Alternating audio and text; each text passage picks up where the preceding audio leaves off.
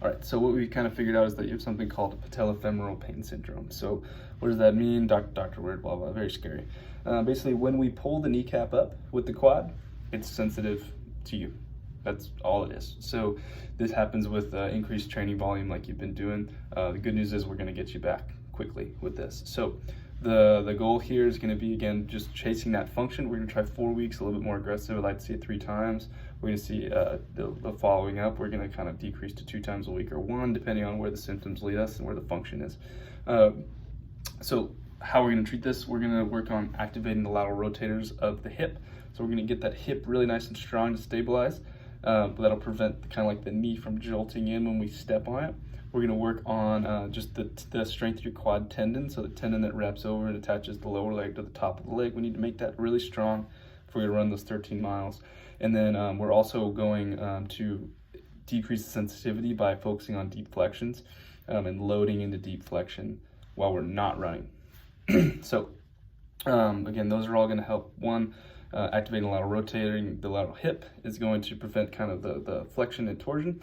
The making the patellar tendon strong is going to keep everything tighter and prevent the sliding of the patella. And then focusing on the being able to close the joint and loading it. We need to load that joint into deep flexion if we're going to load it into moderate flexion, right? The pros and cons of those are what I just stated. The cons are basically we could over-exercise it and irritate it with the training. But the good news is there's really no known side effects to exercise other than getting better. So that's cool. Now, again, if we're going to be seeing this for 3 times a week for 4 weeks, that's going to be about 1,500 when we break down all the numbers. After that, we'll kind of let the function and the pain guide us. That'll kind of be our audit. So it's like, what can we do? Where do we need to go from here? We're going to have that communicationally, of course. As always, you're in the driver's seat here. Also, I kind of want to address something from your history. I know you have this understanding that you have bad knees that run in your family. I'm here to tell you that you probably don't. Bad knees don't really run in families. That's not backed up by the research.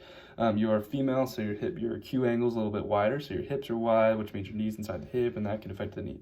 However, we know that exercise actually isn't bad for the knee. We know that exercise is good for the knee. So when we find our old skeletons, for example, of our ancestors, they don't show signs of joint degeneration, even though they were very active, way more active than we are. Actually, what causes joint degeneration is the opposite.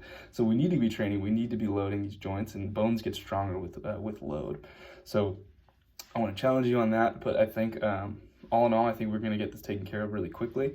And we're going to do it with exercise. This is not a manipulation case, so I know I'm a chiropractor, you expect me to probably adjust your back and adjust your neck and things, but as far as this case goes, that's actually not going to help you at all, so we won't be doing it.